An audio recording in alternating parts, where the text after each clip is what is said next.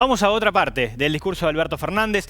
Hemos hablado de que en la economía quizás no abundaron los anuncios, sí algunos proyectos de los cuales nos encargaremos en minutos nada más, pero hubo un par de momentos sustanciales, un par de partes que se han llevado el protagonismo de esas casi 2 horas de discurso.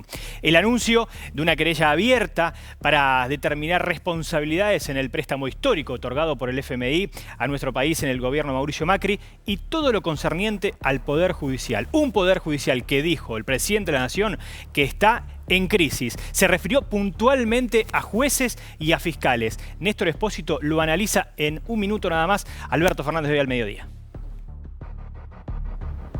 Quisiera que en mis críticas al sistema judicial nadie vea rencor ni voluntad de favorecer a alguien. Hablo como lo que soy, un hombre que se ha criado en el mundo del derecho, que enseña en la universidad a respetar la institucionalidad de la República y la vigencia de los valores democráticos. Yo anuncié mi convicción de la necesidad de cambiar el funcionamiento del sistema judicial el mismo día en que asumí mi cargo. Empecé mi presidencia interviniendo la Agencia Federal de Inteligencia y prohibiendo que cualquier agente del organismo se vincule a cuestiones de seguridad interna o estrictamente judiciales. Esperaba que con eso se iniciara un derrotero que echara luz en los sótanos de la democracia, de los que aquel día hablé. Pero lamentablemente no fue así. El Poder Judicial de la Nación está en crisis. Es el único poder que parece vivir en las márgenes del sistema republicano. Sus miembros, jueces, fiscales, defensores y demás funcionarios, disfrutan de privilegios de los que no gozan ningún miembro de la sociedad. Ningún magistrado ni funcionario judicial paga hoy el impuesto a las ganancias, que sí tributan millones de trabajadores y funcionarios del sector público y privado.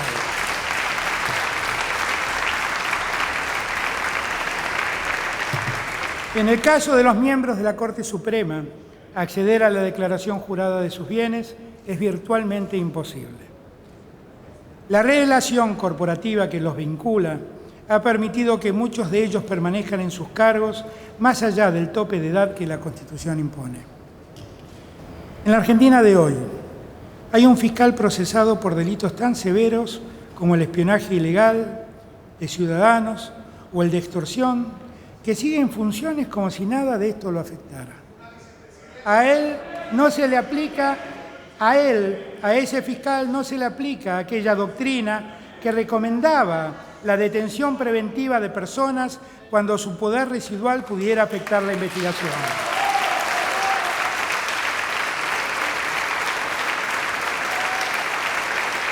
Repito, a él no se le aplica aquella doctrina que recomendaba la detención preventiva de personas cuando su poder residual pudiera afectar la investigación. Es cierto, su poder no es residual, está vigente. También observamos cómo sale a la luz un perverso sistema en el que se entremezclan jueces, fiscales, pretensos espías y reconocidos periodistas para hacer un seguimiento ilegal de personas detenidas y para montar extorsiones judiciales. Todo se sabe y todo sigue transcurriendo como si nada pasara.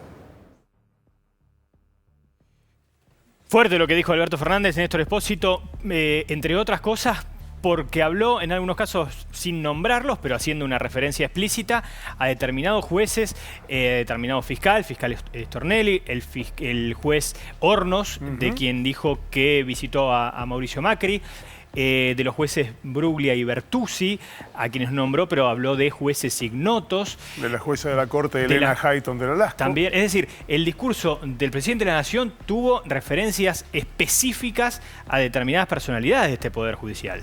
Y vos mencionabas que una de las principales definiciones es que el Poder Judicial está en crisis y sobre esa crisis edificó parte del discurso que tiene cuestionamientos, pero también anuncios. A futuro, sí. Vamos a ver en esta placa un poquito un repaso, un punteo de las cuestiones. El primero tiene que ver con un añejo reclamo para que jueces y fiscales y funcionarios de alto nivel en el Poder Judicial paguen el impuesto a las ganancias, como cualquier otra persona. Los jueces, por un fallo de la Corte, sostienen que eso sería alterar sus propios salarios. Claro. Es decir, que un trabajador común que paga impuesto a las ganancias no tiene su salario alterado. Bueno, también allí esta inobjetabilidad del salario de los jueces se vería alterada de esta manera. Es un concepto un tanto curioso. Sí, curiosísimo.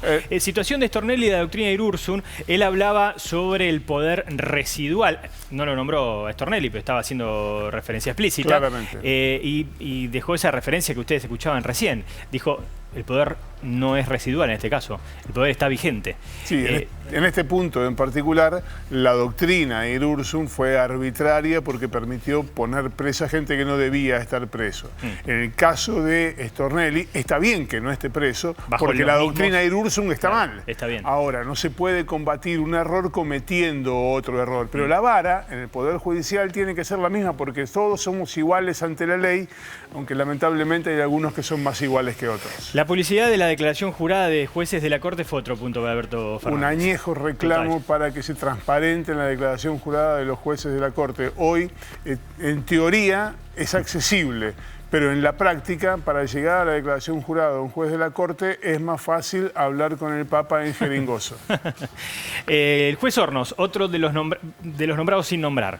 El presidente de la Cámara de Casación Penal, sus propios pares le han pedido una reunión para tratar su situación porque se conoció a partir de un diputado, el diputado Soria, que había por lo menos 6 reuniones con el presidente entonces, Mauricio Macri, en fechas coincidentes con fallos trascendentes. Por ejemplo, una confirmación de procesamiento contra la hoy vicepresidenta, presente en la Asamblea Legislativa, Cristina Fernández de Kirchner, y un embargo hipermillonario en una de las causas por corrupción en las que está acusada. Hay un último punto en estas descripciones que hizo Alberto Fernández, que es acerca del rol de la Corte y el per saltum. Entiendo que ese fue el momento en el cual se habló del traslado de los jueces Bruglia y Bertuzzi. El rol de la Corte tiene que ver esencialmente con el artículo 280 del Código Procesal Penal Civil y Comercial Federal, que es ese que le permitió, por ejemplo, sin revisar una sola página, confirmar la condena contra el vicepresidente Amado Boudou, o también contra Milagro Sala, aunque ahí trataron un poquito más. Viste que hablaba también de esta cuestión de la Corte. La Corte hoy puso una foto solamente. Vos reparaste mientras veíamos el tape, mientras se veían en alguna... Era una exposición que tenía público presencial y obviamente desde algunas pantallas. Lo de la Corte no tenía movimiento, era un archivo fotográfico. Era una fotografía puesta ahí en uno de los salones del 4º piso del Palacio de Tribunales, también llamativo. Generalmente cuando la sesión es presencial, los jueces de la Corte, algunos o todos, suelen ir a esa audiencia. Bueno, hoy no ocurrió. Bueno, y aquí los anuncios. Aquí estamos con los anuncios. Lo que propone Alberto Fernández. Te hago un puente entre lo que leímos recién, lo que explicaste recién y lo de ahora. Hay un gran riesgo al cual se expone el presidente de la Nación, a quien le han llegado encuestas donde el porcentaje de desaprobación de la sociedad contra el Poder Judicial es altísimo.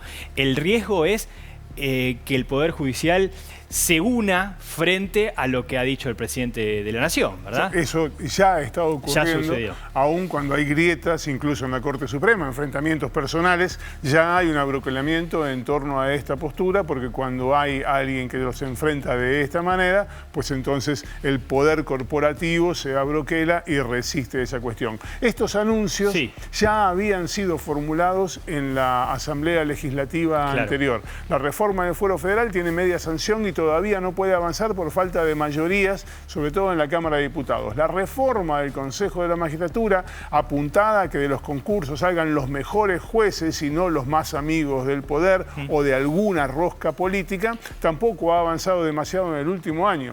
El Tribunal Federal de Garantías... ¿Te hago un asterisco aquí? Despolitizar el Consejo de la Magistratura, de eso habló Alberto Fernández. Atentos mañana. Atentos mañana con Televisión Pública Noticias. Una nota muy importante aquí en nuestros estudios para tratar el tema.